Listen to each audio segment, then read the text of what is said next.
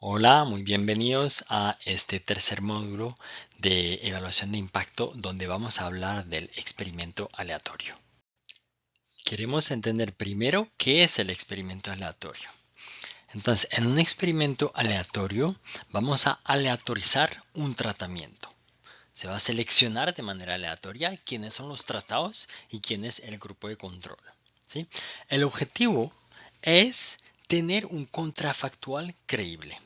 Y esto nos facilita un montón la randomización, porque la única cosa que va a separar los que están tratados de los controles es la suerte de haberse ganado esta lotería que nosotros mismos tenemos en nuestras manos como investigadores.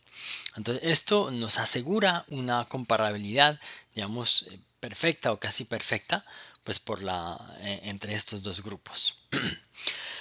Por esto, se habla mucho de que el experimento aleatorio es el gold standard, o si lo podemos traducir como el estándar de oro, el estándar de excelencia en español, en el sentido de que es de los métodos que son más creíbles porque pues nos permite realmente asegurarnos que como que evitemos este sesgo de selección.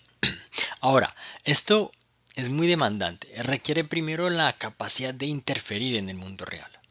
Para aleatorizar una intervención, y esta intervención puede ser un programa de ayuda a ciertas personas, un programa de educación, una intervención de lucha contra la corrupción, puede ser todo tipo de intervención y se va a aleatorizar al nivel de hogar, al nivel de municipio, depende del tipo de intervención y cómo funciona. Todo esto lo vamos a discutir. Pero imagínense que esto requiere la capacidad de interferir con el mundo real, en el sentido de que necesito tener socios que son los que están implementando este programa. Puede ser el gobierno, una ONG, ponerse de acuerdo con ellos, no es tan fácil.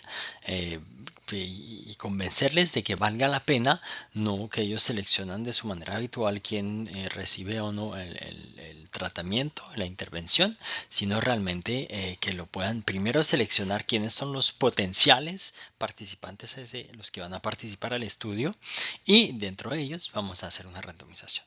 Entonces, esto ya es, pues digamos que una de las desventajas del experimento aleatorio es que no es fácil de implementar.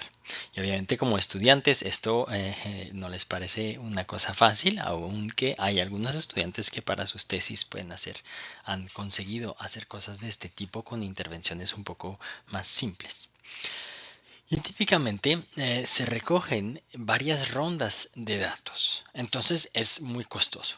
Yo he trabajado en varios proyectos de este tipo y estamos hablando de presupuestos en cientos de miles de dólares para recoger datos. No tiene que ser, hay estudios de magnitud más pequeña, pero muchos estudios importantes son muy costosos, son miles de participantes y varias rondas para recoger datos. Entonces imagínense los costos de ir a hacer todas estas encuestas.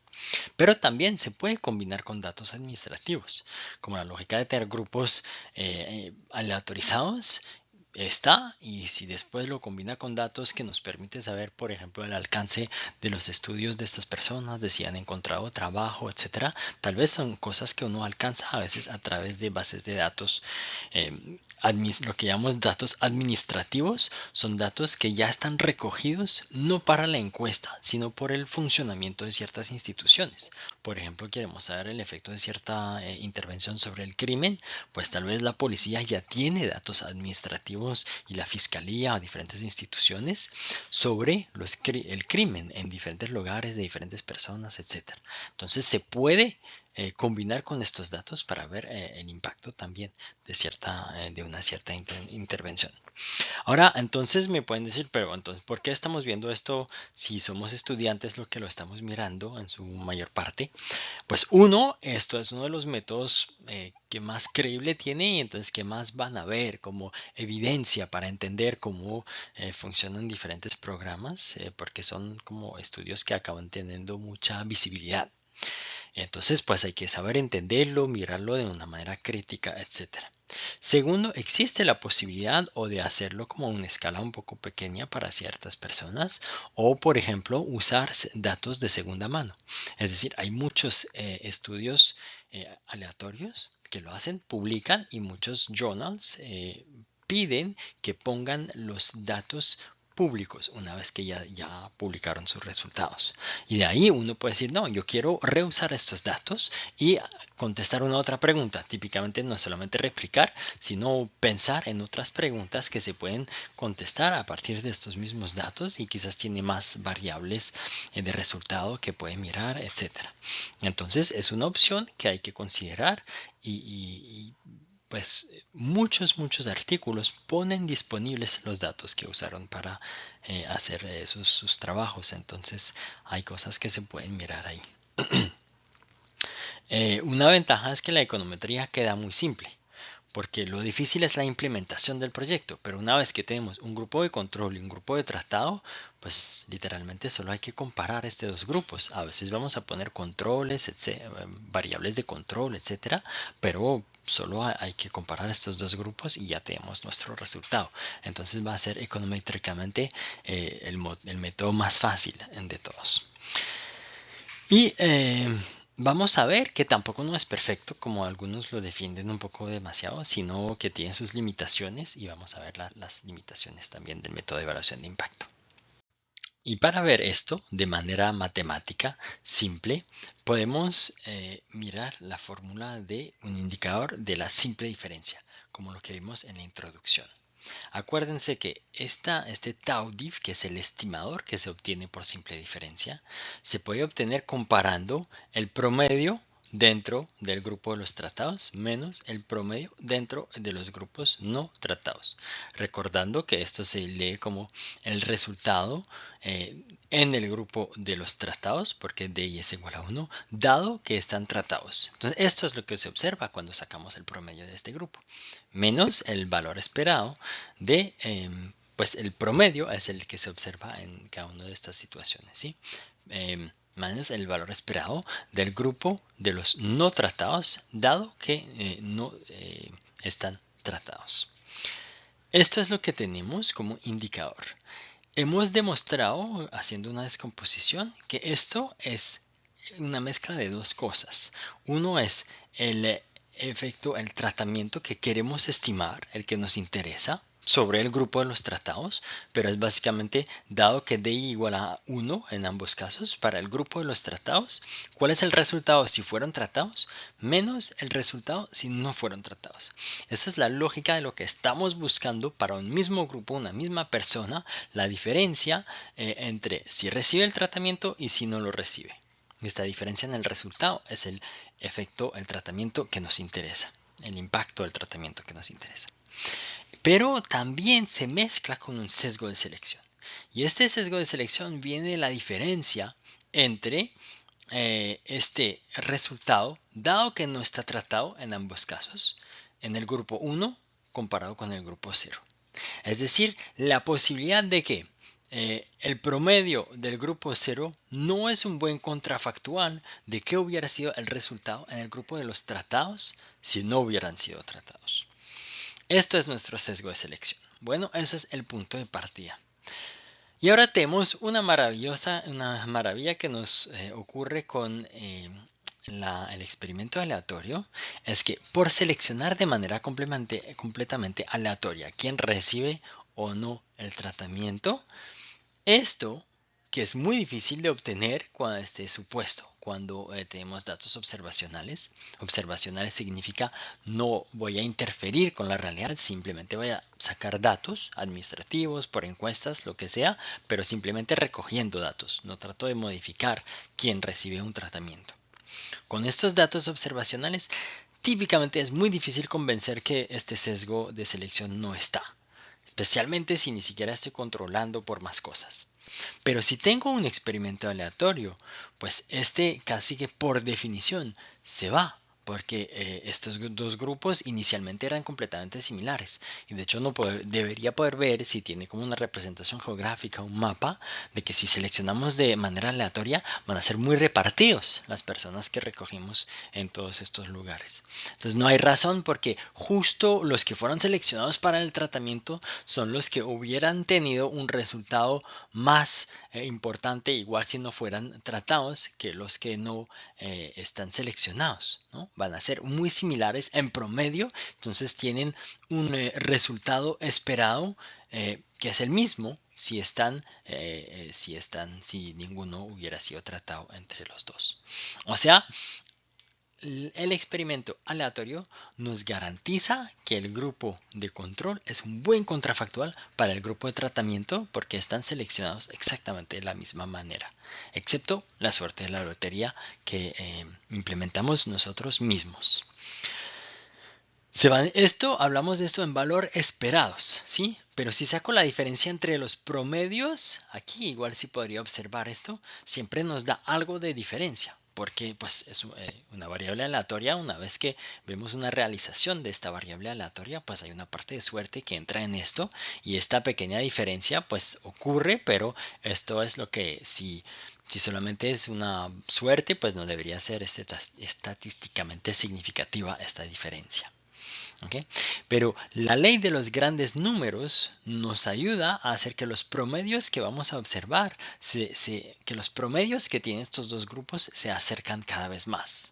Y esto dice que cada vez que tengo más muestra en el grupo de tratamiento como de control, pues tengo un muy buen contrafactual porque digamos, en el caso extremo, si saco solo una persona y es de tratamiento y solo una persona es en control, pues ahí puede ser que por suerte estas personas hubieran sido muy diferentes y hubieran tenido resultados muy diferentes, igual si ninguno hubiera sido tratado.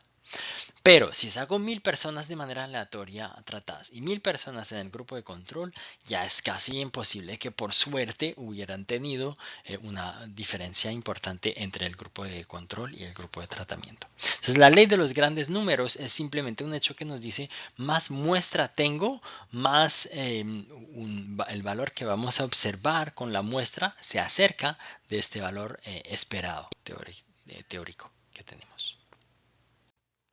Bueno, ahora antes de seguir, vale la pena preguntarse si es ético este experimento aleatorio. Y hago la pregunta porque pues hay un poco un sentimiento que estamos jugando con la vida de la gente. Porque los proyectos que se pueden aleatorizar pueden incluir hasta el hecho de tener una vivienda en ciertos proyectos, tener un subsidio que permite a alguien sobrevivir, una distribución de dinero, una mejora para la educación de ciertas personas. Y pues si creemos que vale la pena estudiarlo es porque creemos que pueden tener un impacto real sobre la vida de las personas. Entonces, ¿qué nos da el derecho de decidir nosotros quién lo recibe y quién no lo recibe? Parece que estamos jugando a ser Dios y hay algo que puede poner, que nos puede poner en ciertos momentos un poco incómodo en esta decisión de lo que estamos haciendo y es algo sensible. Hay unas condiciones para que esto sea un poco más ético. La primera es que debe tener lo que llamamos sobresuscripción. Es decir, si por ejemplo en un programa queremos tener no sé, 1000 tratados y 1000 control, es porque el programa no podía ayudar a más de 1000 personas. Es decir, no podemos estar en un programa donde fácilmente hay capacidad para apoyar a 5000 personas, pero el investigador dice, discúlpame, yo no me sirve tanto 5000 personas, quiero que solamente ayudemos a la mitad y dejemos por fuera la otra mitad, no los vamos a ayudar. Aquí estamos restando ayuda a ciertas personas y eso es completamente inético. Hasta, por ejemplo, hay intervenciones que no tienen costo. Existe una información que podríamos poner al alcance de todos y uno dice, no, pero vamos a quitar esta información a ciertas personas, no queremos que la tengan para que podamos comparar los que tienen esta información y los que no la tienen. Pues tenemos un problema, es que nosotros estamos intencionalmente quitando cosas que le puede ser de gran ayuda a ciertas personas. Esto no es nada ético y esta idea de sobresuscripción es como hay más personas que necesitan esta ayuda que lo que se puede dar, típicamente por límites en el presupuesto de los que están implementando el estudio, el programa de ayuda. Entonces, bueno, si ustedes solo pueden ayudar a 2000, déjanos ayudar a seleccionar quiénes son los 2000 que van a ayudar de manera que nos permita hacer el estudio.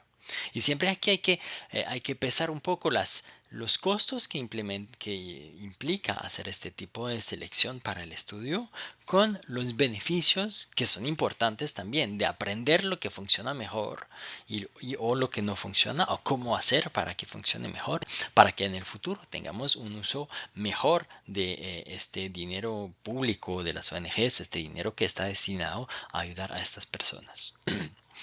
Eh, un, Perdón, ahora hay que pensar también en el modo, dado que no estamos disminuyendo el número de personas que lo reciben, ¿qué estamos haciendo? ¿Estamos modificando quién lo está recibiendo o no? Modificar quién lo está recibiendo no es necesariamente un daño, sobre todo en muchas situaciones nos damos cuenta que los que están conectados con ciertas autoridades locales, con los que deciden un poco quién va a beneficiar o no de ciertos programas, acaban siendo los que reciben más los programas. Entonces, en muchos casos, al final, hasta reducimos una cierta injusticia por hacerlo más aleatorio. Dentro de un grupo que fue seleccionado y que puede incluir estos privilegiados, pero ya es un grupo más grande y dentro de esto hay una cierta aleatoriedad de quien lo recibe y esto puede evitar que sean siempre los mismos que benefician de ayudas públicas, etcétera, por estar más conectados. Entonces, hasta uno en la práctica hay una ventaja en esto y pues hay que tenerlo en cuenta. Yo diría que lo más difícil es tener en cuenta las expectativas, porque piensan que si yo quiero un grupo de control y un grupo de tratados, tengo que hacer mi lista de participantes antes de saber quién va de hacer mi lotería que me va a permitir saber quién es tratado y quién es de control. Esto significa que cuando hago la lista, eventualmente digo, ok, ¿quién está interesado en participar en este programa? Y hay momentos que la gente se confunde quién está interesado, significa que ya les vamos a dar. Y después están en el grupo de control y hay cierta frustración en términos de creer que iban a beneficiar de un programa y al final no benefician de esto. Esto es un riesgo de daño probablemente de lo más importante que hay en estas situaciones. Entonces manejar las expectativas, entender que es un paso, es manifestar interés y es otro paso poder ser parte del tratamiento. Hay también ciertas situaciones donde, como se considera un poco injusto que ciertas personas queden por fuera siempre, pues se puedan autorizar quién lo recibe primero y tal vez 3 años después los que estaban en el grupo de control también empiezan a beneficiar del programa. La desventaja es que aquí no podemos ver los efectos a largo plazo, podremos ver los efectos hasta los 3 años, porque después el grupo de control empieza a estar tratado también. Pero esto tiene pues la ventaja de ser un poco más justo en el sentido que los que están en el grupo de control acaban recibiendo esta ayuda también. Y si quieren, les comparto un poco de mi experiencia personal en esta situación. Por ejemplo, yo estaba en Mozambique y estábamos implementando un subsidio de apoyo agrícola, pues es un subsidio para comprar fertilizantes y semillas mejoradas para el cultivo de maíz en Mozambique, para zonas rurales, para ayudarles a modernizar un poquito sus métodos de producción y que aprendan sobre esto, etcétera. Y yo quiero decir que una de las cosas que se pueden hacer nosotros fue ir a las comunidades y hablar con ellos primero en grupos focales para saber cómo ellos lo perciben. Y de hecho, una de las discusiones principales que tuvimos era, bueno, teníamos una duda de si debíamos seleccionar entre pueblos que tienen, esto es en Mozambique, donde pues se organizan más como en pueblos rurales y donde pues teníamos que seleccionar quién va a recibir el subsidio o no. Una de las posibilidades era hacer la aleatorización por pueblo. Ciertos pueblos lo reciben y otros pueblos no lo reciben. Y una otra alternativa es que dentro del mismo pueblo, pues ciertas personas lo reciben y otras no. Lo que es más seguro y fácil en este caso es hacer la aleatorización al nivel de pueblo. Vamos a hablar después de lo que son los spillovers, como cuando esto puede afectar a los vecinos, etcétera, que supuestamente están en el grupo de control, pero están afectados por el tratamiento. Esto hubiera sido lo más fácil. Pero cuando yo estaba hablando con la gente allá, sistemáticamente en varios grupos, varios pueblos diferentes, yo les preguntaba, pero ustedes prefieren que hagamos una lotería al nivel de pueblo o al nivel de individuo. Es decir, que dentro de un mismo pueblo hay gente que van a ganar la lotería y gente que van a perder y solo le vamos a dar a los que ganan esta lotería y los otros no lo van a recibir. ¿Sí? Si no hay suficiente, empezando por el hecho de que no hay suficiente subsidios para todos, entonces prefieren que lo repartimos así y que entiendan que esto implica que dentro del mismo pueblo puede ser que él lo recibe pero él no y pues esto puede generar más frustración y preguntas de por qué él sí y por qué él no. De hecho es bueno decir que va a ser aleatorio porque así no empiezan a pensar que entonces él fue seleccionado por esta razón y a especular sobre por qué uno sí y el otro no. Y sistemáticamente la gente me contestó, no, preferimos de lejos que tengamos en cada pueblo algunos que lo reciben de manera aleatoria, en vez de que un pueblo es ganador y muchos lo reciben allá y el otro pueblo donde pierde nadie lo recibe. Y que la razón principal era que al menos en esta situación los que no lo reciben van a poder observar lo que están haciendo, lo que beneficiaron del subsidio y van a poder aprender igual si no son beneficiarios directos. Y estas discusiones, pues nos costó un poco más al inicio tratar de adaptarse a este deseo de las personas, pero acabó guiando el estudio y el estudio se enfocó mucho en este aprendizaje que ocurre entre los ganadores y los que están supuestamente en el grupo de control, pero acaban siendo afectados por este aprendizaje. Entonces, vale la pena éticamente, tanto como para el estudio, escuchar a la opinión que tienen también los participantes. Es una manera también de ser respetuoso. Entonces, ya podemos ver cómo se calcula el estimador básico del experimento aleatorio. Y solamente, como les decía, hay que hacer una simple diferencia entre el promedio en esta variable de resultado en el grupo de los tratados con el promedio en el grupo de control. Y pues la fórmula nos dice simplemente que es la suma de y para di es igual a 1, es decir, para los tratados, dividido por el número de observaciones en el grupo de los tratados, menos lo mismo para el grupo de control. Qué bueno, esto es algo que en general todos sabemos hacer y lo hace relativamente simple. Y esta simple diferencia es un estimador posible del tau ATT, que es el efecto del tratamiento sobre el grupo de los tratados, el impacto promedio del programa sobre los beneficiarios.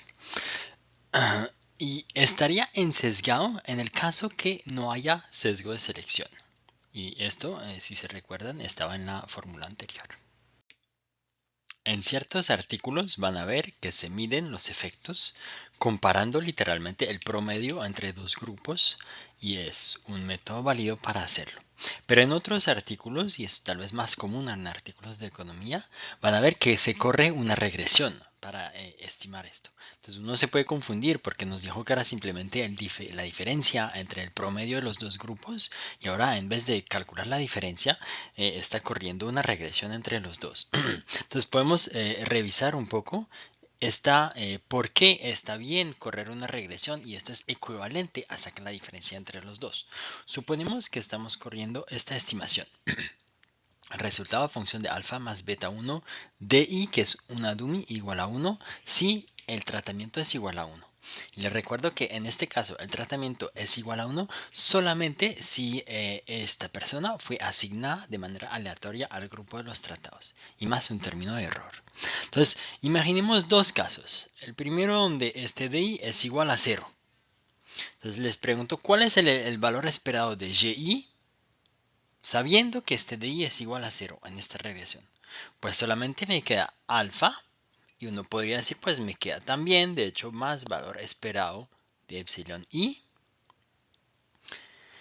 Pero esto sabemos que es igual a 0. Por definición, el término de error tiene un valor esperado de 0. Y entonces, el valor esperado de y, dado que di es igual a 0, es igual a solamente alfa. Es decir, alfa es el promedio del resultado para el grupo de control.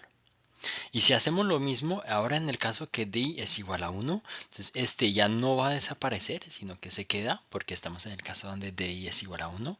Y entonces me queda alfa más beta y otra vez más valor esperado de epsilon i, que es igual a 0. y entonces es igual a alfa más beta. Y eso me dice que el valor esperado de y, dado que esta persona está tratada, es alfa más beta.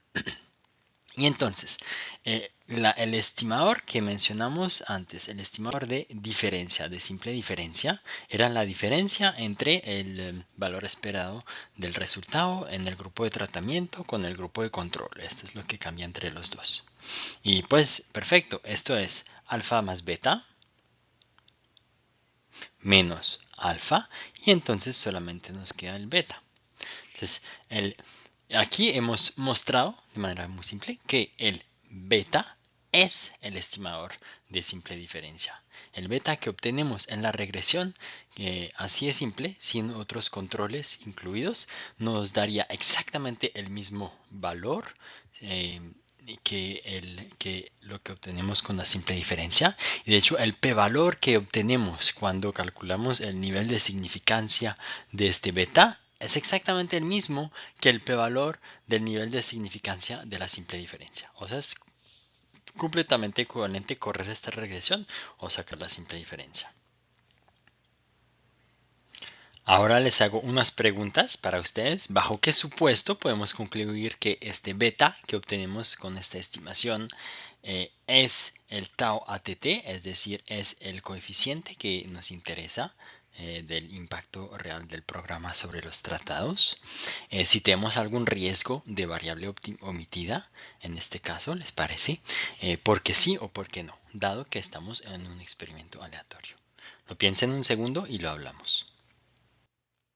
Bueno, el supuesto que tenemos, en este caso el supuesto de identificación, es pues el que hemos mostrado en la primera ecuación de cómo se calcula este tau diff y lo que implica en términos de supuestos. Y hemos concluido que el supuesto es que nuestro grupo de control es un buen contrafactual. O sea que este valor esperado de y sea igual a lo que sea el valor esperado si y es igual a 0, es decir, si no fuera tratado para el di igual a 1.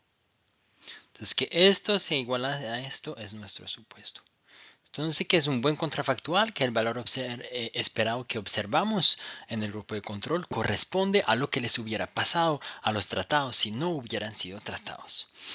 Y para esto, pues el criterio principal es que no tenga sesgo de selección, que no tenga una variable omitida, alguna característica que esté relacionada con x1 y relacionada con el resultado. Entonces vamos a tener muchas características relacionadas con el resultado porque pueden afectar hay muchas características que afectan el resultado en cualquier estudio, pero a encontrar características que afectan el tratamiento ya no hay, porque el tratamiento fue completamente aleatorio. La única cosa que lo afecta es si se gana la lotería en mi computador, puede ser que hacemos un sorteo público, podemos hacerlo de diferentes maneras, pero en ningún caso este resultado debería estar relacionado con alguna variable omitida. Entonces hemos eliminado esto, no debería existir este. Y como hemos eliminado este riesgo de variables omitidas, esto nos tranquiliza mucho más con respecto a este sesgo, de este potencial sesgo en la estimación y con la posibilidad de satisfacer el supuesto de identificación. Bueno, ahora usted se podría preguntar, entonces, ¿por qué a veces vemos una regresión donde se miran los efectos de un cierto tratamiento, aquí DI, estimado por regresión, el efecto sobre el resultado GI, y el beta 1 es el coeficiente que nos interesa? Pero varias veces pueden ver que incluyen controles también. Aquí XI es un vector de controles potenciales que se incluyen en la regresión. Y gamma es el vector de los coeficientes de estos controles. Entonces uno se puede preguntar, pero si no hay sesgo de variable omitida, no hay efecto de selección, ya que aleatoricé mi asignación al tratamiento, entonces ¿por qué debería tener variables de control? Entonces no es necesario tener controles, pero a veces se hace con el objetivo de ganar poder. Yo me explico. Tenemos aquí el término de error en la regresión. Y les recuerdo que el término de error incluye toda la varianza de y que no está pues ya explicada por el tratamiento, por las variables que están en la regresión. Entonces, cuando no tengo este x y gamma, pues es solamente el efecto del tratamiento y todo el resto vale en el término de error. Entonces tenemos más varianza no explicada y esto puede pues afecta el poder en el coeficiente beta 1. El poder nos indica algo sobre el error de tipo 2 que podemos hacer. Cuando tenemos un poder bajo, entonces tenemos más chances de hacer un error de tipo 2, es decir, no ver que un coeficiente está significativo a pesar que en realidad existe un efecto real. Y entonces, cuando voy a aumentar el número de controles, voy a hacer que la varianza de epsilon disminuye porque esta parte no explicada disminuye porque cada vez que los coeficientes x, que las variables de control pueden explicar una parte de la variación, esta variación se saca básicamente al término de error. Entonces, la razón principal para incluir otras variables es reducir esta varianza del término de error, lo que aumenta la precisión en la estimación si uno quiere y puede reducir la varianza del coeficiente beta 1 y entonces aumentar el poder en esta estimación. Entonces, se justifica controlar por esta razón. ¿Por qué quieren controlar en este caso? Por, digamos, fuertes predictores del resultado. Lo que puede tener una influencia fuerte sobre el resultado, si lo tienen sus variables, pues es bueno controlar por esto. Uno de los de las variables típicas, si la tienen, sería este mismo GI, supone que tienen una encuesta base, una línea base y otras encuestas de seguimiento, pues y que aquí están usando una encuesta de seguimiento, pero que midieron este mismo resultado en la línea base. Muchas veces esto tiende a ser uno de los mejores predictores de GI porque es pues esta misma variable, pero algunos años antes, que normalmente pues las personas si hay como no cambian tan rápido entre antes y después, entonces va a ser una buena variable de control que se puede introducir y como le dije, otras variables que piensen que pueden ser buenos predictores de GI van a ayudar a ganar en predicción. Pero sí, se esperaría que sea robusto a no tener controles la estimación, porque si solamente les hace ganar poder, no debe cambiar completamente el coeficiente, el signo del coeficiente y estas cosas cuando no tienen las variables de control. Entonces, en este caso se esperaría también que se muestre tal vez en robustez cuál es el efecto sin incluir ningún control para asegurarse que no tiene que tener estos controles para observar los resultados. Ahora, un otro concepto muy importante en la aleatorización es que el nivel de la aleatorización del tratamiento no tiene que ser el mismo nivel que el nivel de observación de sus datos.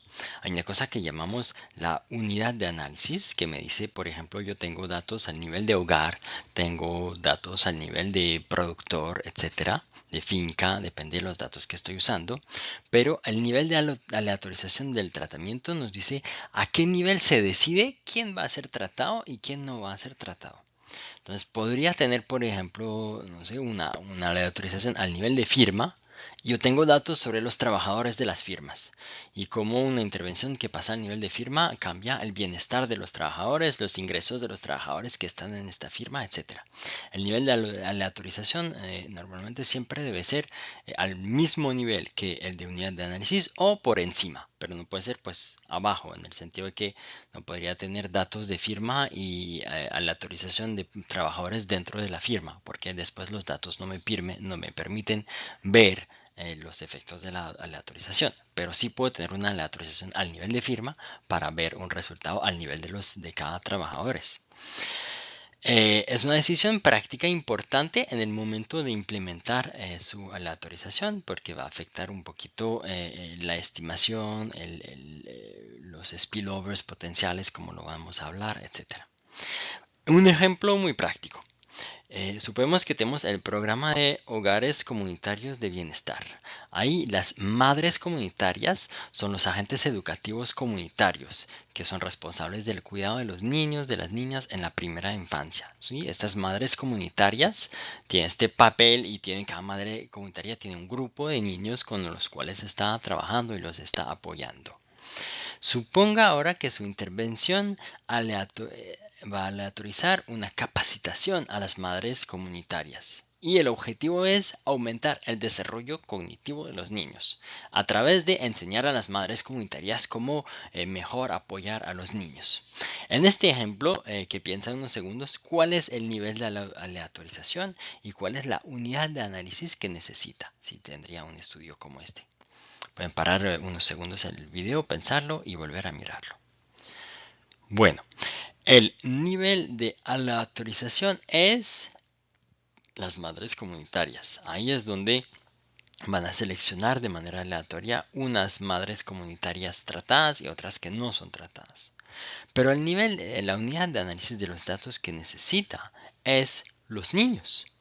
En este caso, uno de los principales datos que voy a necesitar son pruebas de desarrollo cognitivo que se hacen a cada niño.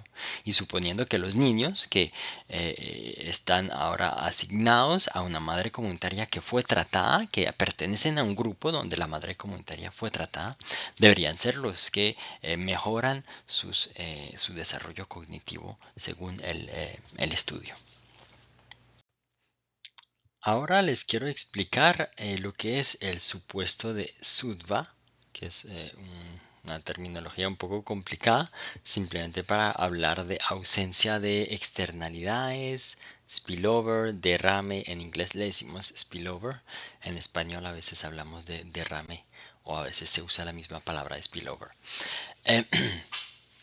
Le voy a dar un ejemplo práctico para pensarlo, que es un estudio como en el cual fue investigador, donde se supone el caso de un subsidio para insumos agrícolas, que son fertilizantes y semillas mejoradas, donde lo que me interesa es el efecto que tiene el efecto de recibir este subsidio sobre los insumos que van a usar, los ingresos y el consumo de los hogares. ¿Sí? Entonces quiero saber cómo esto afecta a su actividad económica como productores y si esto permite que consumen mejor, con la idea de que los que reciben estos subsidios, esto les va a ayudar económicamente, pero esto también va a generar un aprendizaje.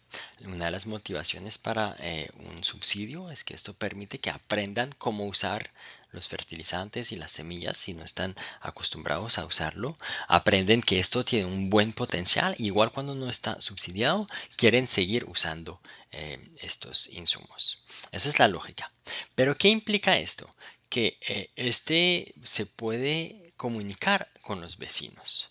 Entonces, los beneficios de recibir el subsidio van a afectar a el que está elegido. Suponemos que decidimos al nivel dentro de los habitantes del pueblo, decidimos, vamos a seleccionar a algunos de manera aleatoria para saber quién lo recibe. Pues los que lo reciben pueden afectar un poquito a sus vecinos, porque los vecinos van a hablar con ellos, van a ver sus campos y van a aprender también. Y pueden cambiar sus decisiones y entonces sus ingresos y su consumo también a través de un efecto indirecto del tratamiento.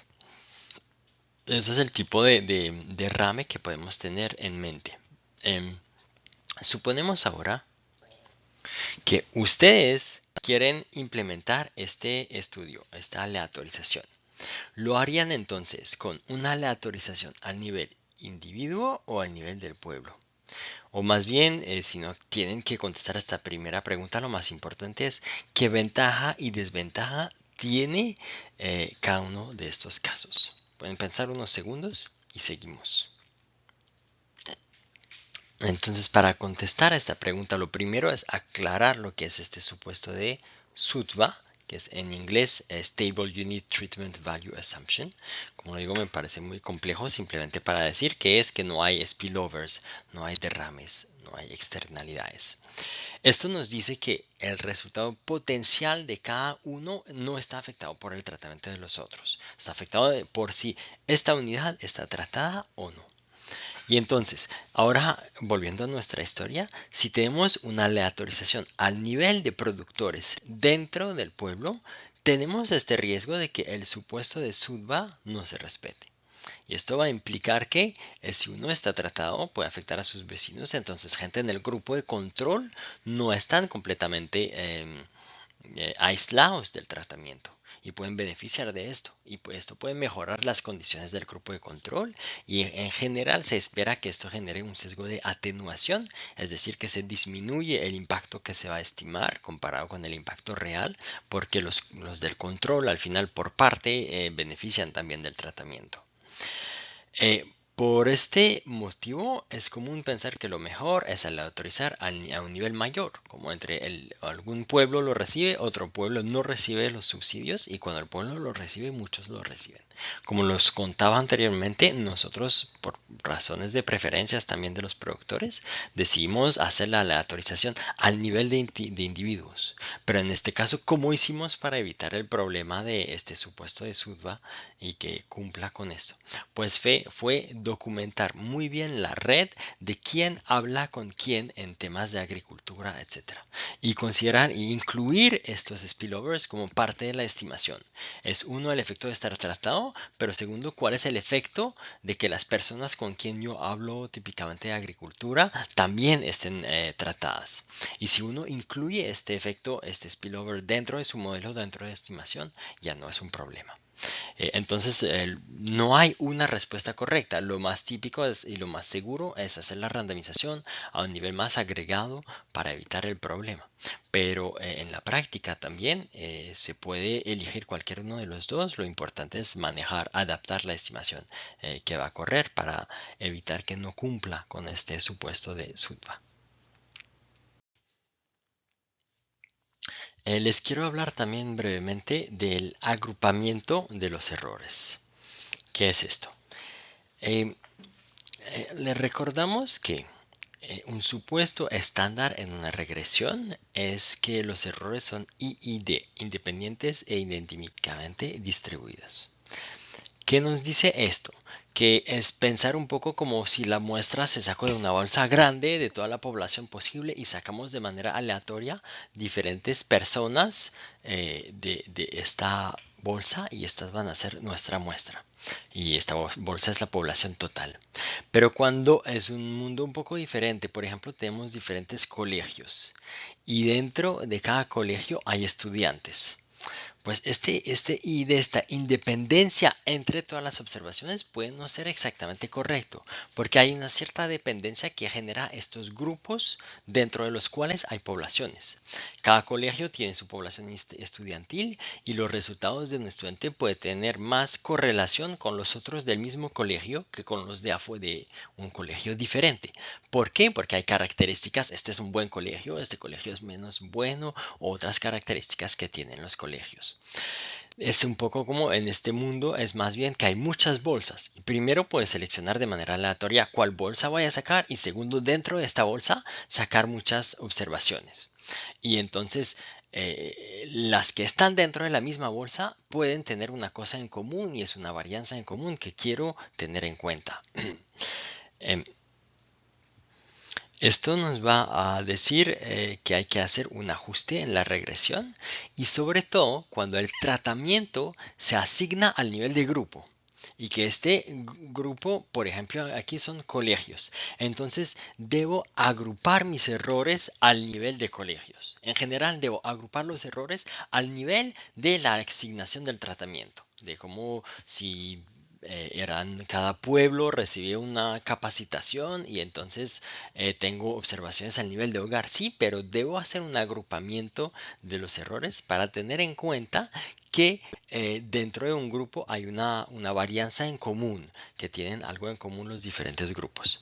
Y esto se debe incluir, si no puede afectar sobre todo la significancia de los resultados que van a obtener si no incluye este clustering de los errores. Entonces, si tenemos, por ejemplo, una regresión de este tipo, donde es Y, G I, donde G es el grupo y I es el individuo. Entonces podemos tener al final todo esto va a ser el nuevo término de error. Va a ser un término de error que tiene dos componentes. ¿Por qué tiene dos componentes? Tiene un error, un choque, si quieren, un choque que es al nivel de grupo y un otro choque que es al nivel de individuo. ¿Sí? Piensan que si primero saco la bolsa y segundo saco una observación dentro de la bolsa, pues ¿qué bolsa? ¿Cuál es el promedio de la bolsa que yo saqué? Esto es el primer choque. Y después dentro de esta bolsa, ¿cuál es el error? ¿Cómo es diferente de los otros el que yo saqué? Si es más por encima del promedio, abajo del promedio que tiene esta bolsa, va a ser el segundo choque. ¿Sí? O sea, hay dos niveles y esta zona en realidad no incluye ninguna variable. ¿Qué voy a hacer para implementarlo en la práctica si uso Stata? Simplemente poner la opción cluster y poner aquí la variable que determina los grupos en este cluster, entre paréntesis. Pero esto le dice al programa que hay que tener cuidado en el manejo de la estimación, tener en cuenta que existen grupos y que dentro de estos grupos puede tener una cierta homogeneidad y por esto tenemos como así dos términos de errores diferentes, el error de grupo y el error de individuo, si uno quiere. Esa es la variación no explicada que puede existir tanto a nivel de grupo como de individuo dentro de este grupo. Y con esto ya, con simplemente incluyendo esta opción, manejamos este riesgo de no tener, el problema de no hacerlo es no tener en cuenta que en la realidad las observaciones no son completamente independientes entre ellas cuando existen grupos. Bueno, ahora una cosa que van a ver típicamente en los artículos de este tipo es una forma de verificación de la aleatorización. ¿Por qué hay que averiguar esta aleatorización? Se lo hago la pregunta y lo pueden pensar primero. Averiguar la aleatorización es como averiguar que hay un buen balance entre los tratados y los controles. ¿Y por qué se necesita? Esencialmente porque uno, el investigador ha visto la aleatorización. A veces se puede hacer simplemente en una hoja de Excel, asignando un número con un programa que asigna un número aleatorio de quién está tratado y quién está en el grupo de control. A veces se hace una lotería en público donde sacamos los grupos de los tratados y los controles. Pero el lector no ha visto esto. Entonces hay que mostrar y demostrar que sí parecen ser bien comparables estos grupos de tratamiento y de control. Segundo, algo pudo resultar mal en la implementación de la aleatorización. Tal vez hice un programa donde me equivoqué en mi programa y sé que los mejores siempre estén tratados y los otros no, o algo así. Entonces vale la pena averiguarlo también a través de los datos que obtengo después de la aleatorización para asegurarme que los tratados y controles están similares en características iniciales. Y finalmente, igual si lo implementé muy bien, pues acuérdense que siempre existe una probabilidad de que por suerte o por mala suerte estén muy diferentes los de tratamiento y de control. Si quiero que estén un intervalo de confianza del 95%, pues existe 5% de probabilidad que la muestra sea significativamente diferente desde antes del tratamiento, a pesar que los productores que yo corrí bien mi aleatorización, pero por mala suerte salieron más, digamos, de los más hábiles dentro del grupo de tratamiento y menos en el grupo de los controles.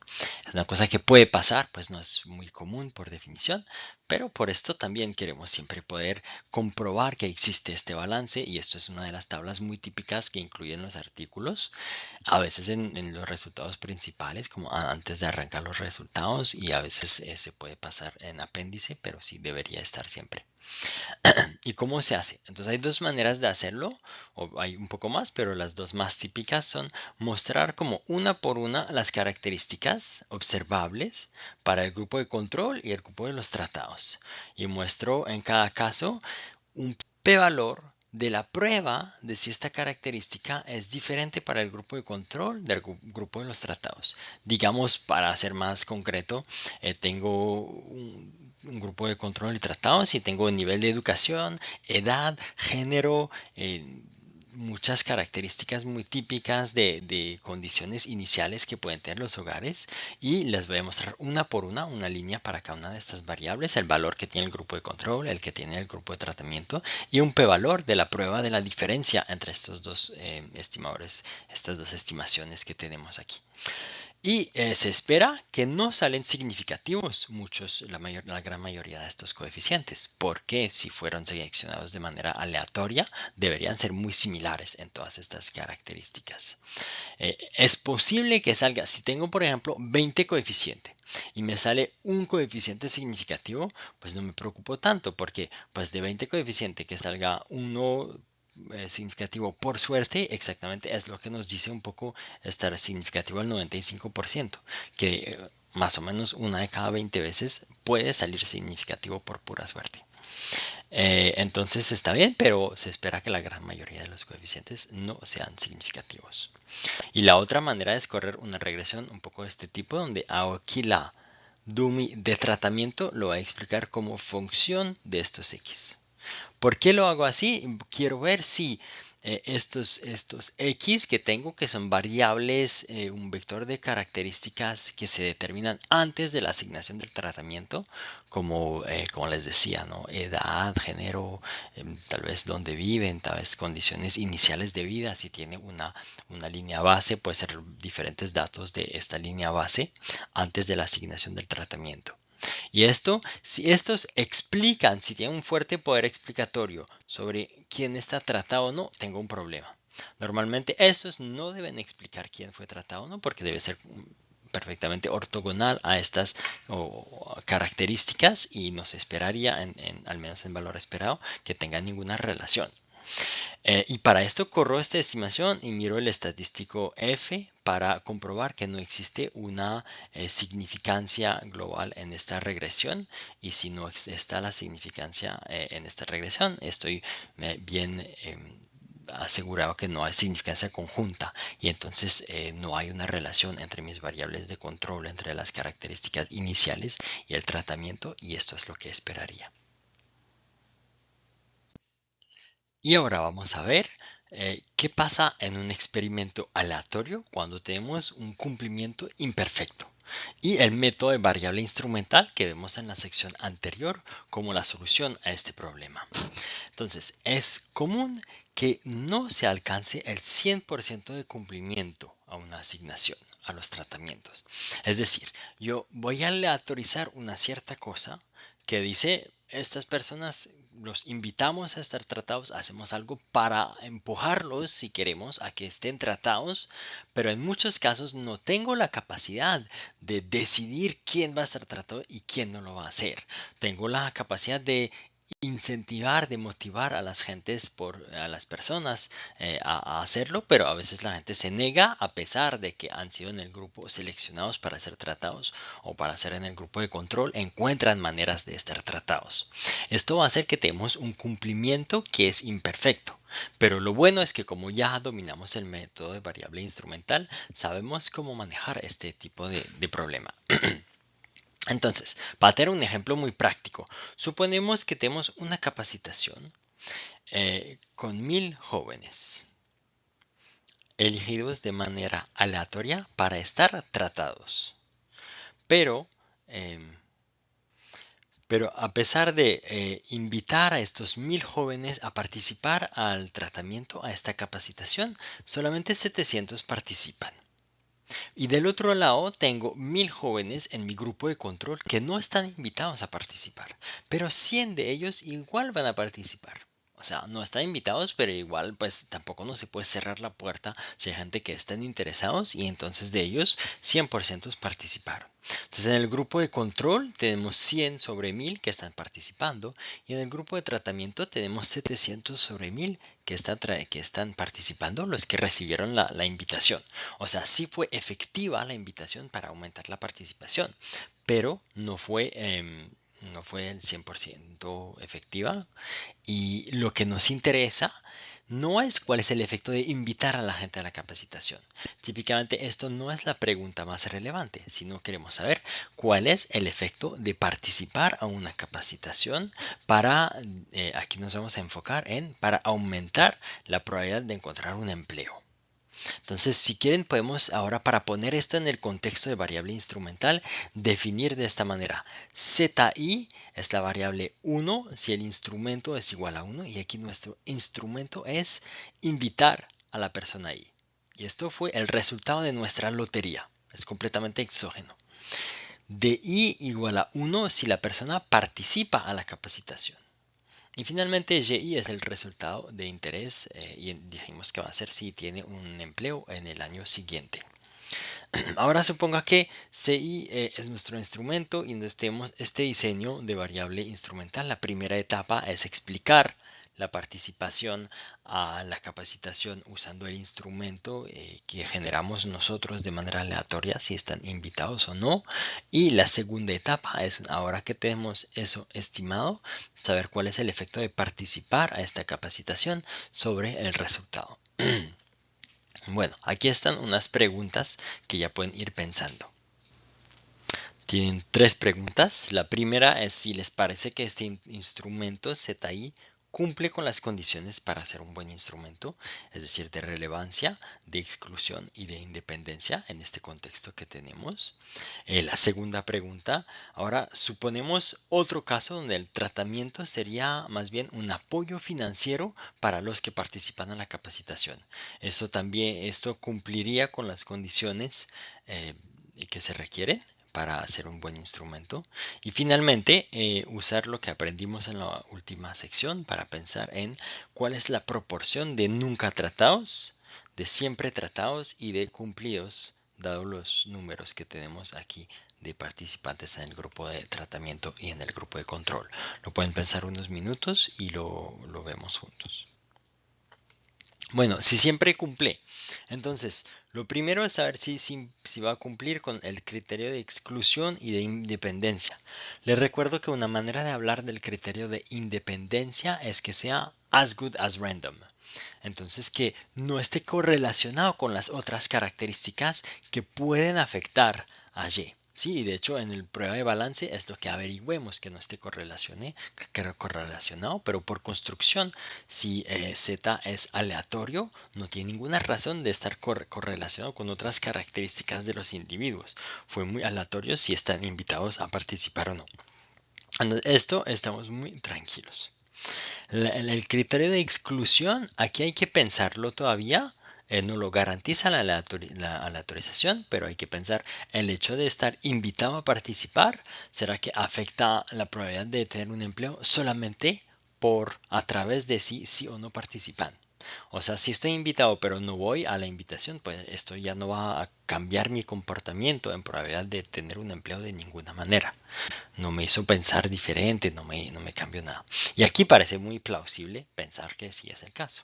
Y la relevancia, pues es una pregunta empírica. Si efectivamente vemos que en la primera etapa el instrumento está aumentando la probabilidad de participar a la capacitación y efectivamente vemos que pasar de 100 a 700 pues parece un aumento importante y lo puede comprobar con la regresión de la primera etapa, pero muy seguramente va a ser muy significativo el efecto de la invitación sobre la participación a la capacitación. Entonces ya tenemos la respuesta a la primera pregunta con esto. Pensamos en la segunda pregunta para, de hecho, argumentar un poquito porque este criterio de exclusión no es siempre el caso. Pensemos que el tratamiento fuera un apoyo financiero para que participen en la capacitación. Entonces, el tratamiento sí aumenta, en términos de relevancia, está bien, aumenta la probabilidad de participar en la capacitación. Pero tal vez puede depender del monto, del apoyo, etcétera. Pero aquí sí existe un riesgo que el dinero en sí mismo que les van a dar como apoyo financiero afecte la probabilidad que encuentren un empleo. Y entonces aquí el dinero puede, por ejemplo, hacer que pues tienen más tiempo, no tienen que trabajar al lado para financiar sus estudios y entonces pues se pueden concentrar mejor pues, en la capacitación, y esto permite que tenga más probabilidad de tener un empleo después. O este financiamiento les ayuda a abrir su propio negocio, que sea un pequeño negocio, pero les ayuda económicamente, y esto se refleja también en el autoempleo. Entonces, es un ejemplo donde la cláusula de exclusión o la condición de exclusión no se va a cumplir muy bien, porque el tratamiento en sí mismo es el tratamiento. El instrumento en sí mismo puede afectar al resultado. Como dijimos, recibir un apoyo financiero puede en sí mismo, más allá de solo aumentar la capacidad, la participación en la capacitación, tener otros efectos sobre el resultado. Por esto no cumple bien. Entonces, volvemos ahora a pensarlo en nuestro ejemplo donde el tratamiento es simplemente como una invitación a participar, como si la gente no estaba muy bien informada, y recibir un correo personal que diga, oye, usted está invitado a participar en esta capacitación, ahí puede generar una diferencia. Y finalmente, aquí pensemos en cuál es la proporción de nunca tratados, de siempre tratados y de cumplidos. ¿Se recuerdan de estos conceptos? Bueno, esto, ¿dónde lo vamos a ver? Lo nunca tratados, la mejor manera de verlo es ver cuántas personas, a pesar de ser invitadas, no fueron a la capacitación. Y aquí vemos 100 personas. 100 de 1000. O sea, el 10% son nunca tratados. Los siempre tratados tienen una cosa, es que a pesar de no estar invitados, no, perdón, me equivoqué, voy a volver a decir lo que dije esta vez. Los nunca tratados son los de que a pesar de estar invitados a participar, de tener el instrumento igual a 1, no van a participar. Por eso son nunca tratados, perdón. Entonces hay 300 personas aquí que vemos que 300 sobre 1000 son 30%, que son nunca tratados porque a pesar de estar invitados no van a estar. Y eso es la característica de los nunca tratados, y la manera más fácil de ver qué proporción de la población son es mirar dentro de los que son tratados, quiénes son los que igual así no van. Ok, 30% de la población. Y los siempre tratados es el contrario, no están en el grupo de los instrumentos igual a 1, o sea, no están invitados, pero igual van a venir a la capacitación. Entonces, aún más se supone que si hubieran sido invitados, seguramente hubieran ido. Entonces, aquí son el 10% de la población. Y el resto son los compliers. Entonces, vamos a tener 100 menos 40%, 60% de compliers, de cumplidos. Eso. Ok, ahora podemos ver en la práctica cómo hacer esta estimación, y que nos daría exactamente con algo de intuición todavía usando nuestro ejemplo de la capacitación y la invitación a la capacitación como instrumento, que va a explicar. Entonces, en la primera etapa queremos explicar cómo la invitación a la capacitación afecta la probabilidad de participar a esta capacitación. Y la segunda etapa, que es realmente nuestra pregunta de investigación, cómo esta participación a la capacitación afecta la probabilidad de tener un empleo. Esto es como la pregunta que tenemos. Entonces aquí es la regresión, que se puede correr literalmente como una regresión en 2 etapas. Y otra vez, para tener un poco de intuición, vamos a mirar, les propongo que vayan pensando en estas preguntas y miremos juntos las respuestas a estas preguntas. Primero, ¿cuál es el valor alfa 1 que espera encontrar en la primera etapa? Como lo habíamos visto en la sección anterior, este alfa 1 va a corresponder a la proporción de cumplidores. Entonces sabemos que alfa 1 es igual a 0,6. ¿Y por qué? Porque pues si aumentó básicamente de 100 sobre 1000 a 700 sobre 1000, el aumento es de 60%, es de 0,6 en términos de probabilidad de participar al tratamiento cuando se activa el instrumento, es decir, cuando están invitados. Ahora, supongamos que tenemos un YI, un resultado potencial que es igual a 0,4 en nuestro grupo que no fue invitado, y 0,5 58 en el grupo que fue invitado. Cuidado que aquí es un Z, no es un D. Estamos comparando usando el instrumento que tenemos nosotros, que es puramente aleatorio, y vemos un aumento del 0,18. ¿Sí? Entonces la pregunta es, podemos hacer una frase para interpretar este 0,18 que viene de 0,58 menos 0,4 es igual a 0,18. ¿Y este 0,18 qué es? Pues es el efecto de estar invitado sobre la probabilidad de encontrar un empleo. Ahora, ¿esta es la pregunta que realmente nos interesaba en nuestra pregunta de investigación? No. Esto es lo que yo puedo aleatorizar, pero lo que me interesa es el efecto de la capacitación en sí mismo. Esto es, pues uno piensa en cuánto cuesta una capacitación de este tipo, vale la pena en términos de decisiones políticas. Esto es lo que quiero saber, si vale la pena hacer esta inversión, no si vale la pena invitar o no. Puede ser una pregunta secundaria, pero no es la pregunta principal. Así que este 0,18 más bien me va a servir para contestar la pregunta principal. Ahora que es, ¿cuál debería ser el valor de beta 1? Entonces lo puedo estimar otra vez en dos etapas, en mínimos cuadrados en dos etapas, a través del método que tengo ahí, con stat_a o con R me va a dar un resultado. Pero ya sabemos con los datos que tenemos aquí, usando como el indicador de Wald, que vamos a tener un beta 1 W, vamos a poner, que hace la relación entre este 0,18 que tenemos, el efecto del instrumento sobre la variable resultado, dividido por el alfa 1 que tenemos, 0,6. Y esto nos da 0,3. Ah, ok. Entonces ahí sabemos que el tratamiento aumenta del 30% la probabilidad de tener un empleo. Es decir, participar en la capacitación aumenta del 30%. En este caso, genial. Tenemos un impacto fuerte y que podemos medir como impacto. Y si corremos la estimación en dos etapas, podemos obtener el intervalo de confianza también de este coeficiente y saber qué tan significativo es, etcétera. ¿Y de dónde viene este 0,3 a partir de los dos coeficientes anteriores? Les recuerdo que se puede pensar como, pues si tenemos un aumento del 0,18 en 0,18 en la población total, en la probabilidad de tener un empleo, pero que solamente el 60% realmente fue tratada, cambio su probabilidad de estar tratado cuando están asignados al tratamiento, necesitamos que este 60% aumenta de 0,3 para que un promedio de la población total aumente del 0,18, ¿sí? O será 0,18 es igual a 0,6 multiplicado por 0,3.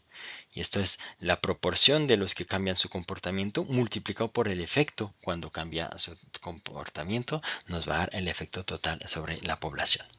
Y ya, con esto ya sabemos cómo manejar un experimento aleatorio cuando no hay un cumplimiento perfecto. No es un problema mayor entonces. Lo único es que cuando este alfa se reduce, se pierde la relevancia y entonces se va a perder poder en la estimación posible. Entonces los que implementan un experimento aleatorio quieren tener una primera etapa suficiente fuerte, una proporción de cumplidores suficientemente alta para tener poder en la estimación. Pero metodológicamente igual se puede estimar muy bien el coeficiente cuando estamos en este tipo de situación y ya saben ahora cómo usar y interpretar este tipo de metodología. Bueno, ahora para terminar vamos a revisar las amenazas a la validez interna. Les recuerdo que la validez interna se refiere a si es válido interpretar el coeficiente que obtenemos a partir de la regresión que hemos visto o de simple comparación, el estimador que tenemos como el efecto, el impacto del tratamiento que nos interesa. Y vamos a ver razones por las cuales esto podría ser un problema y que nos podríamos preocupar. Una de estas va a ser la atrición de la muestra cuando hacemos seguimiento. Otra razón va a ser el derrame o la externalidad que ya hemos hablado. Y finalmente el efecto John Henry y el efecto Hawthorne. Y si no están familiares con esto, ya les voy a explicar lo que es. Bueno, la primera preocupación que queremos ver es la atrición selectiva. ¿Qué es esto? ¿A qué se refiere? Pues se refiere a la posibilidad de tener en una encuesta de seguimiento, en los datos que tenemos después del tratamiento, no tener toda la muestra y que hemos perdido una parte de la muestra que puede ser diferente entre el grupo de tratamiento y el grupo de control.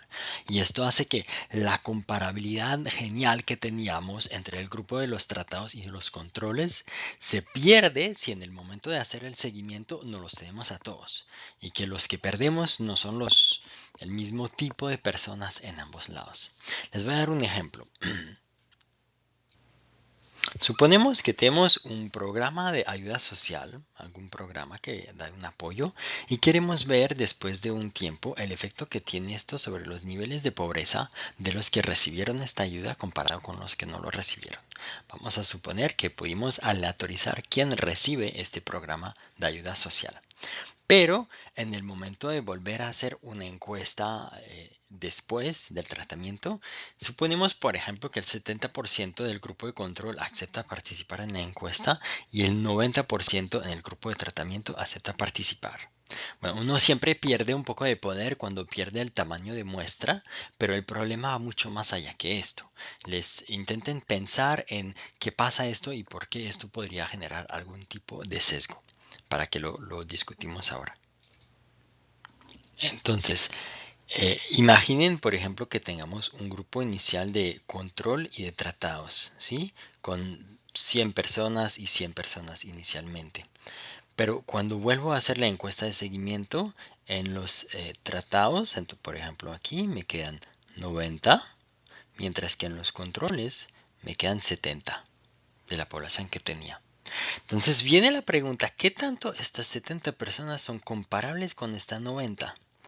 Y ahí no tengo ninguna garantía que estos que se fueron, primero los 10 primeros que fueron son los mismos, igual los 20 más que se fueron aquí podrían ser muy seleccionados. ¿Qué tal que fueran los más ricos que se fueron a migrar para tener mejores oportunidades aún de trabajo? O los más pobres por cierta razón. Y esto me va a afectar mucho el promedio que obtengo cuando comparo este grupo con este grupo. Entonces ya tengo un problema mayor que es la pérdida pues, de poder comparar la comparatividad entre estos dos grupos. Entonces es un problema muy importante el de la atrición selectiva en el caso de un estudio aleatorio. Existen métodos para limitar, prevenir este riesgo. Lo mejor es prevenir, es decir, cuando hacemos las encuestas de seguimiento, hacemos un esfuerzo súper importante para reducir la atrición. Si hay gente que emigraron y es posible sacar el datos de estas personas, igual si es más costoso, es mejor alcanzar a estas personas que buscar a más personas. Hay que intentar la muestra que tiene alcanzarle con un porcentaje muy alto cuando se implementa el estudio. Y después, si ya hay un cierto nivel de atrición, pues la preocupación sería, pues hay métodos un poquito a partir de los datos que tenemos, si tenemos una línea base, para saber un poquito quiénes son los que se fueron y los que se quedaron y tratar de ajustar un poquito por esto. No voy a entrar en los detalles de cómo se hace, pero existen métodos para ajustar un poquito por este tipo de problema. Si quieren un otro ejemplo de situación donde esto puede pasar, suponen que existe una manera de apoyar a estudiantes. No sé, un apoyo después de la escuela, una intervención que les da un apoyo adicional para que les vaya mejor. ¿Qué va a pasar con este tipo de tratamiento? Y uno quiere ver el impacto sobre las notas que ellos sacan una cierta prueba. Bueno, muy chévere, pero hay que preguntarse primero, ¿será que esto impacta la probabilidad que ellos llegan a esta prueba? Porque tal vez hay estudiantes que van a desistir antes. Y si el tratamiento funciona bien, va a hacer que hay menos deserción típicamente para que que más estudiantes lleguen a esta prueba. Y esto puede hacer que cuando comparamos la distribución de las notas, pues esto va un poco en contra de encontrar un efecto, porque el tratamiento tal vez ayudó a los estudiantes, pero tal vez ayudó a que los estudiantes menos buenos se quedaron y no desertieron. Y el hecho de no de no irse y de pasar la prueba con más probabilidad, incluyendo la cola de abajo de la distribución, puede hacer que parezca que disminuye el resultado de la prueba cuando reciben la ayuda. Pero en realidad es una cosa buena la que pasó, porque ayudó a los estudiantes menos fuertes a pasar la prueba y entonces a ir avanzando en su educación. Entonces, siempre hay que tener en cuenta, dependiendo de qué forma de medición tiene de su seguimiento, pero hay que pensar muy bien en si el tratamiento ha podido afectar la probabilidad de estar en los datos de seguimiento que tenemos, que sean unos datos administrativos como una prueba o una encuesta que estamos levantando, etc. Ahora vamos a ver una otra amenaza que es el derrame o la externalidad, o también los spillovers en inglés. Estos ocurren cuando una intervención afecta a las personas que no están directamente tratadas. Entonces yo puedo en mis datos pensar que este es el grupo de tratados y este es el grupo de control. Pero si por algunas razones los del grupo de tratamiento van a tener una externalidad que afecta a los que están en el grupo de control, entonces nos podemos preocupar de que están indirectamente tratados los del grupo de control y no es completamente correcto considerarlo como el buen contrafactual. Ejemplos. Por ejemplo, en salud, si tenemos una vacuna o un tratamiento antiparásito, esto no solamente le beneficia a la persona que está tratada, pero tiene una externalidad positiva, es decir, que los que no están tratados, pero que viven cerca, están un poco protegidos, porque esto eviten que estén infectados por la persona que está tratada. Y entonces van a beneficiar también de esto. Un segundo medio es la interacción social. En el ejemplo que teníamos, suponemos que mi amigo encuentra un trabajo gracias al tratamiento que era la capacitación para encontrar trabajos. Y luego a mí, que soy su amigo, pero estoy en el grupo de control, me ayuda a encontrar un trabajo. Tenemos un problema, es que yo estaba en el grupo de control, pero indirectamente gracias al tratamiento yo beneficié de esto y encontré un trabajo. Entonces no estoy en control perfecto porque no estoy en un mundo donde este tratamiento no existe. Y entonces esto va a afectar nuestra estimación. Y el tercer modo es que lo que llamamos a veces efectos de equilibrio general. Seguimos con el mismo ejemplo de una capacitación para ayudar a buscar trabajos. Pero imaginemos en un mundo donde el número total de trabajos disponibles es fijo, está fijo. Entonces, podemos ayudar a ciertas personas a buscar trabajo. Pero entonces, si ellos encontraron trabajos, hay otras personas que no encontraron este trabajo y al final no ayudamos a las personas. Vamos a encontrar un coeficiente, un efecto positivo, pero si tiene en cuenta lo que llamamos este efecto de equilibrio general, es decir, poner las cosas en equilibrio, lo que se ganó de un lado se pierde de otro lado, porque no hay más oferta de trabajo, pero yo soy parte de la demanda y le quite trabajo a otras personas que no beneficiaron de esta ayuda para buscar trabajos. Entonces, sobre todo cuando pensamos que pueden existir estos efectos de equilibrio general, es decir, que al nivel agregado el efecto puede ser diferente del efecto que tiene solamente, que se estima solamente sobre los beneficiarios, entonces podemos tener este tipo de problemas por derrames. ¿Qué pasa en estos casos? Típicamente, en realidad, especialmente en el caso 1 y 2, se espera que esto genere un sesgo hacia abajo. Si lo pensamos, aquí nuestro grupo de control estaba parcialmente tratado. Beneficio de la vacuna, de los tratamientos antiparásitos, no tanto como el tratado, pero también beneficio indirectamente de esto, o beneficio de la ayuda para encontrar un trabajo, otra vez no tanto como el tratado. Y en este caso hay un sesgo hacia abajo, es que subestimamos los resultados. Pero en el caso 3 de efecto de equilibrio general es un poco más difícil saber en qué dirección va el sesgo, depende un poco de la historia y del mecanismo económico, en el que yo expliqué ahora que los trabajos que encuentran los tratados lo están quitando a una población en general. En realidad voy a sobreestimar los resultados. Tal vez me parece un programa genial porque veo que sí tiene mucho más probabilidad de encontrar trabajos cuando en realidad el efecto real sobre trabajos podría ser cero, porque simplemente estoy cambiando quién encuentra trabajos, en el caso más extremo. Por esto, hay que tener mucho cuidado a la posibilidad de externalidades y es un caso a caso, hay que saber cómo analizarlo y pensar qué riesgo de externalidad existe en este contexto. Para evitarlo, ¿qué se hace? Muchas veces se asigna un tratamiento a un nivel más alto.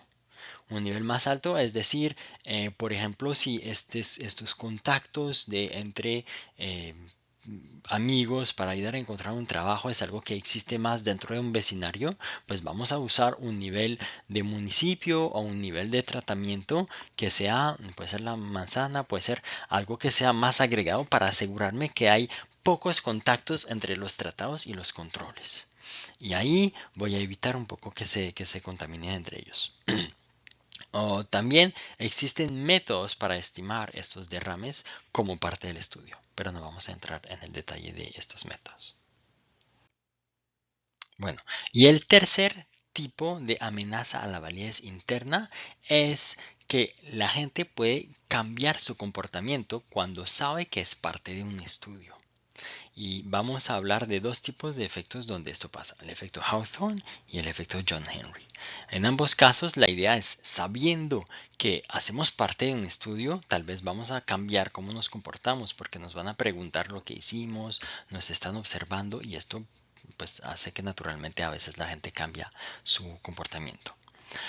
El efecto Hawthorne tiene su nombre de un estudio donde en una firma venían como prendían las luces más fuerte y se dieron cuenta de que los trabajadores son más productivos cuando prenden las luces. Llegaron a la conclusión de que, eso era cuando tienen luz pueden ver mejor y trabajar mejor. Entonces esto es el efecto de la luz. Pero después con el tiempo se dieron cuenta de que no es el efecto de la luz, no es que la luz les hacía más productivo, es que la luz hacía que se sentían observados y se sentían como controlados y sentían, y entonces era el efecto de pensar que están observados que les hacía más productivo. Pero este efecto ya con el tiempo se fue porque ya se dieron cuenta que no es porque había luz que necesariamente estaban observados. Y entonces literalmente es esta idea de cuando hay luz sobre un grupo de personas porque es un estudio, se pueden comportar de manera diferente y a veces los tratados se esforzan aún más, tratan de ser más juiciosos, de alguna manera se van a comportar en lo que piensan que creen los investigadores, cuando en realidad los investigadores quieren que se comporten de la manera más normal y siguen lo que harían normalmente, pero no es necesariamente la percepción de la gente. Y ahora el efecto John Henry es relacionado pero se enfoca mucho más en el comportamiento del grupo de control. John Henry se refiere a un trabajador como este que aparece aquí, que es muy famoso en Estados Unidos por ser un trabajador muy fuerte y muy intenso. Y cuando aparecían las máquinas, dijo que quería competir contra las máquinas y ser aún mejor que las máquinas. Y entonces trabajó tan duro que se murió en el esfuerzo y es un ejemplo de que cuando hay un tipo de tratamiento uno se puede sentir en competencia contra este tratamiento y tratar de mostrar que puede hacer aún mejor que lo que están haciendo los del grupo de tratados. Pero en general es cualquier cambio de comportamiento que puede ocurrir en el grupo de control por saber que están en el grupo de control y sentirse un poco en competencia, se va a llamar un efecto John Henry. Y en todos estos casos, el problema es que tal vez los datos nos dicen lo que está pasando en este caso, pero no nos dicen mucho sobre qué pasaría si lo hacemos, por ejemplo, a gran escala y que no es un estudio aleatorio y no los estamos observando. Entonces nos puede como hacer que nos equivoquemos sobre el impacto que tendría este programa si lo hacemos a gran escala. Y después de la validez interna, ahora podemos hablar de la validez externa. Esta tiene que ver con qué tanto se puede aplicar las lecciones que tenemos aquí a otros contextos. Y es un problema que ocurre en todos los estudios micro. Un estudio micro se hace en un cierto contexto con ciertos datos y no es fácil saber en otro momento y otro lugar cuáles serían los efectos que se encontrarían.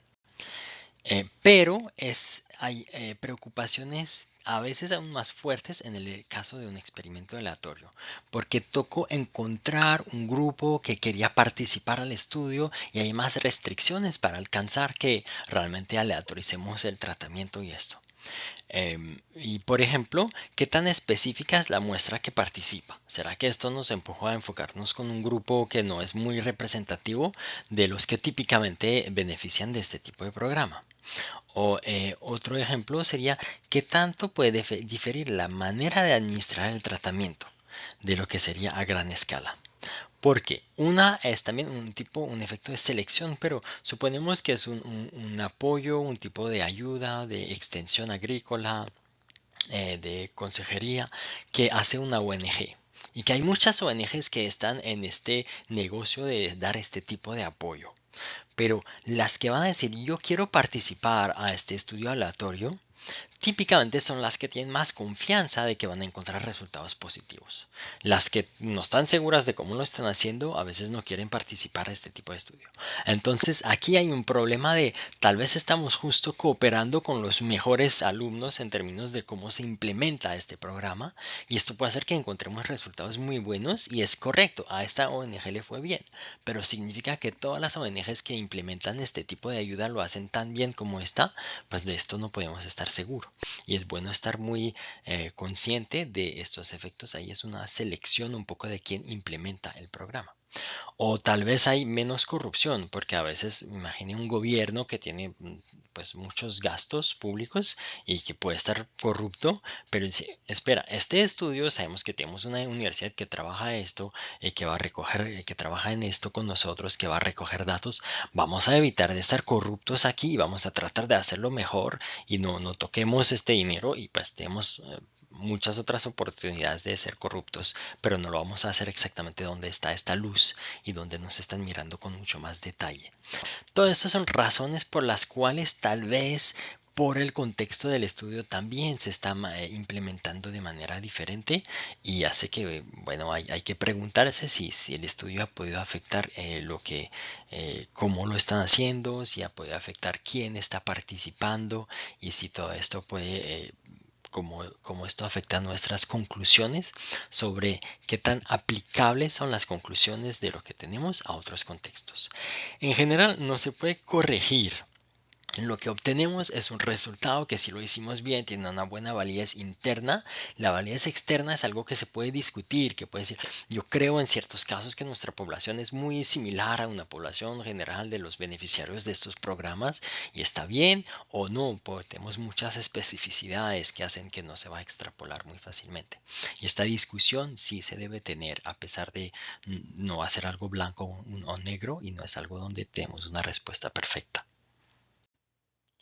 Ya, con esto espero que tienen una visión general de lo que es el método de experimento aleatorio, como esto nos permite tener en muchos casos, si se implementa bien, una buena estimación insesgada del impacto de un cierto tratamiento que se pudo aleatorizar, pero también los límites que esto tiene, cómo se manejan ciertos problemas.